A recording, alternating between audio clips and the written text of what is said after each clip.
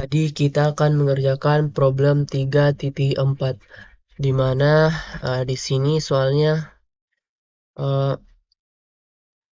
review of the ledger, review dari buku besar Bellingham Accountants pada Desember 31 2020 menciptakan following data pertanian untuk menyiapkan annual adjusting entries atau adjusting entries per tahun.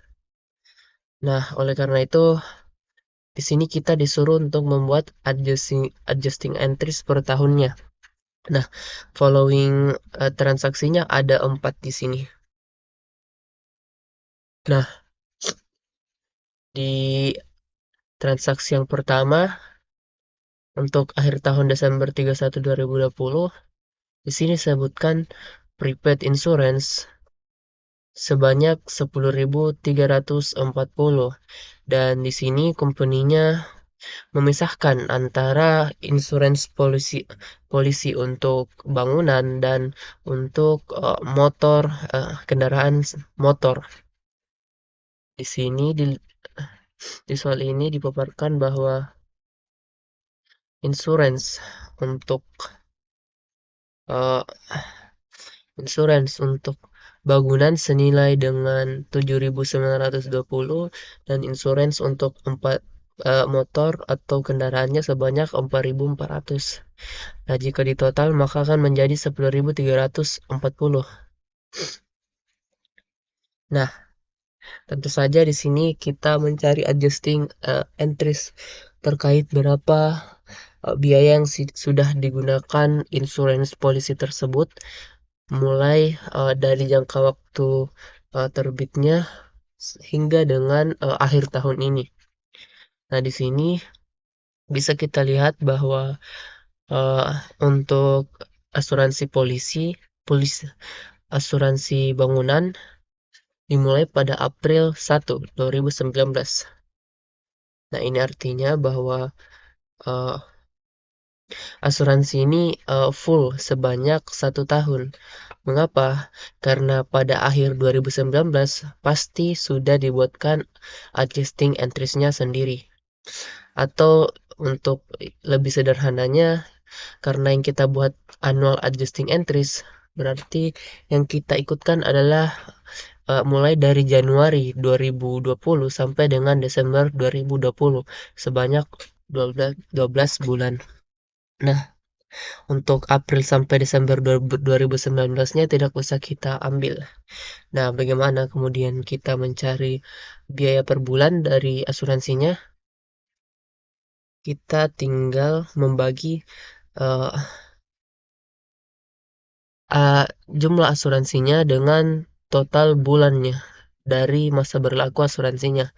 Karena di sini 3 tahun, yaitu sebanyak 36 bulan, maka kita bagi 7.920 dibagi dengan 36. Kemudian kita kali dengan 12.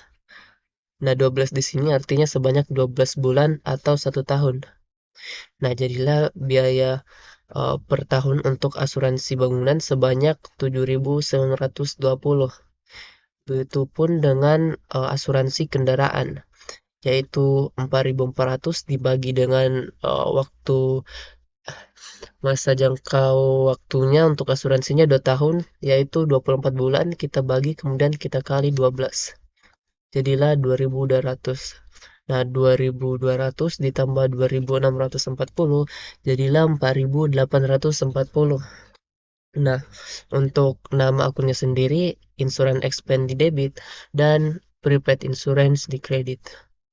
Nah, untuk transaksi yang kedua, nah di sini dipaparkan bahwa uh, terdapat unearned rent revenue 3.378.000. Nah, uh, perusahaan ini memulai menyewa office space untuk bangunan baru pada bulan November tanggal 1. Nah, pada Desember 31, company mempunyai data rental kontrak ini yang dibayar full di depan muka untuk uh, term of the list untuk seluruh full untuk semua penyewaan ini, data penyewaan ini. Nah, di sini kita ketahui bahwa penyewa sudah membayarkan biaya bulanannya untuk bulan-bulan ke depannya. Nah, di sini bahwa biaya sewa untuk uh, per bulannya ini sudah langsung dibayarkan, tetapi untuk waktu penyewaannya belum semuanya digunakan sesuai dengan unearned rent revenue lah. Nah, di sini kita ingin mengetahui seberapa banyak sih dari uh, unearned rent revenue uh, kita yang bisa kita nyatakan uh, pendapatannya sudah diterima begitu. Nah, di sini bisa kita lihat bahwa untuk monthly rent 5.000 dan term 9 bulan mempunyai sebanyak 5 peminjam. Kemudian untuk yang baru mulai Desember tanggal 1 dengan masa jangka waktu 6 bulan, monthly rent-nya 8.500 mempunyai sebanyak 3 peminjam. Nah, tentu saja kita harus mencari dulu berapa uh, dari nilai peminjam ini untuk totalnya. Nah, jika kita cari, jika ingin mencarinya maka kita tinggal mengalihkan dari 9 kali 5.000 kali 5. Hasilnya yang ini akan total dari uh, biaya yang dibayarkan. Dan total dari data November 1 dan Desember 1 akan senilai dengan 378.000. Nah, berhubung yang ingin kita ketahui adalah berapa biaya yang sudah digunakan, maka kita perlu mengetahui masing-masing berapa bulan yang sudah dilalui atau digunakan masa jangka waktunya untuk tiap number list atau peminjamnya. Dan di sini bisa dilihat yang mulai November 1 pastinya sudah menggunakan 2 bulan waktu rentalnya. Dan untuk yang baru memulai Desember 1 pastinya baru menggunakan masa rentalnya sebanyak 1 bulan. Karena yang kita hitung adalah sampai dengan akhir Desember 31 2020.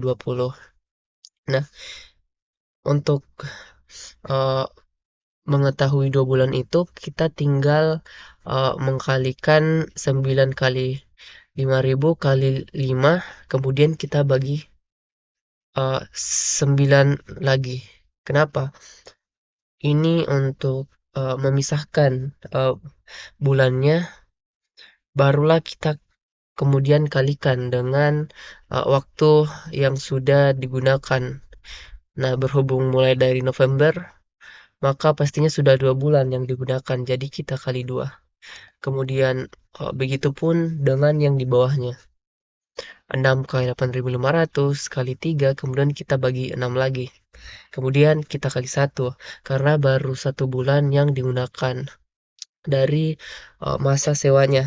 Nah, kemudian kita tinggal menambahkan jumlah dari kedua peminjam ini dan jadilah 75.500. Untuk akunnya sendiri, unearned rent revenue di debit dan rent revenue di kredit. Dan di sini nomor transaksi nomor 3, notes payable 120. This balance consists of a note for 9 months at an annual interest rate of 6%, date November 1.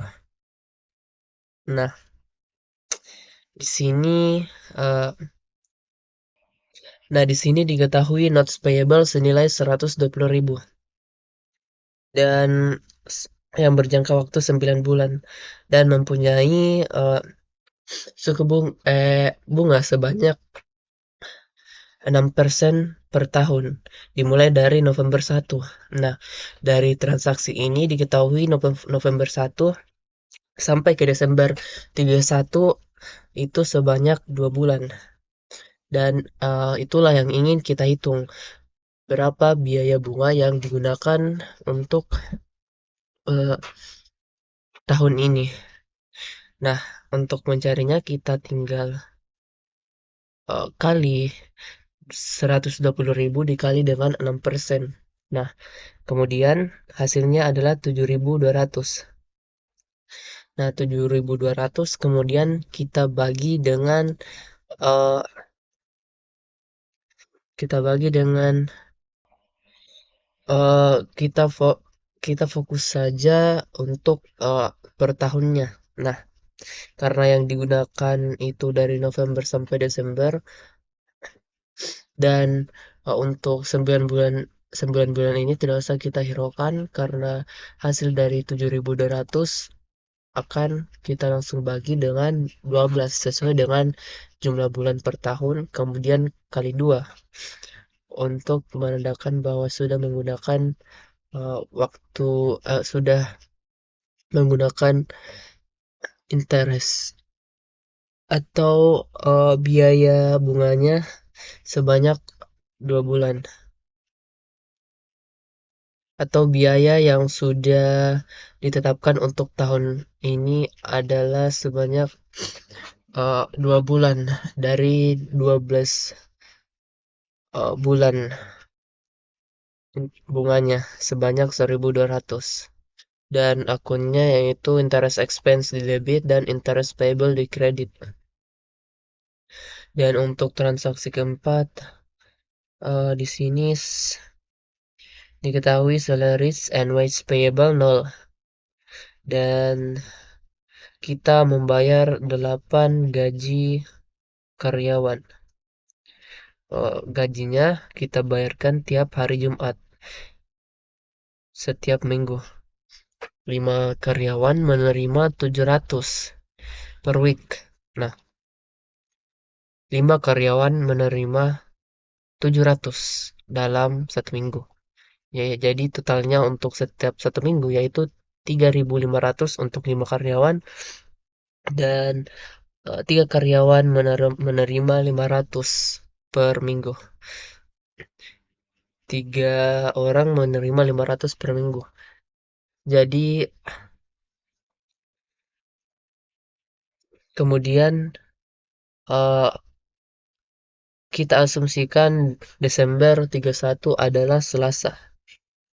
Employee tidak bekerja pada hari weekends.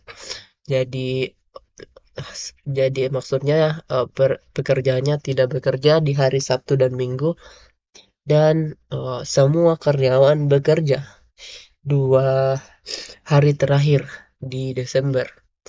Nah, artinya eh, kan pada akhir Desember itu hari Selasa. Berarti tanggal 30 adalah hari Senin. Jadi sedangkan gajinya dibayarkan di hari eh, Jumat. Nah, kebetulan hari Jumat adalah tahun depan sehingga untuk pencatatan akhir tahun ini kita tidak membayar langsung pada hari tersebut, tetapi membebankannya sebagai liabilitas saja. Contoh untuk salaries and wax, untuk jurnalnya sendiri salaries and wax expense sudah kita katakan sebagai expense dan salaries and wax payable sebagai tanda bahwa kita akan membayar gajinya pada hari Jumat nanti tahun depan. Nah, yang jadi yang dipertanyakan itu jumlah dari eh, gaji yang akan dibayarkan pada tahun depan untuk masa kerja 2 hari ini. Nah, atau 2 days lah not paid. Bukan not paid sih, lebih ke 2 days yang tidak dituliskan di Today's bekerja, work. Today work in last December. Nah, untuk mengetahui hal tersebut, tentunya kita tinggal membagi dari uh, hasil yang kita ketahui ini tadi. Berhubung yang kita ketahui adalah kali 5, kita tinggal membaginya dengan 5 juga, kemudian kita kali 2. Nah, gunanya kita membagi 5 adalah untuk mengetahui nilai per satu harinya berapa, dan mengkali 2 untuk karena 2 hari gajinya akan kita bayar pada tahun depan. Begitupun sebaliknya yang dengan 3 karyawan ini. Kemudian kita tambahkan jadilah 2.000. Oleh karena itu di debit dan kreditnya 2.000. Sekira itu.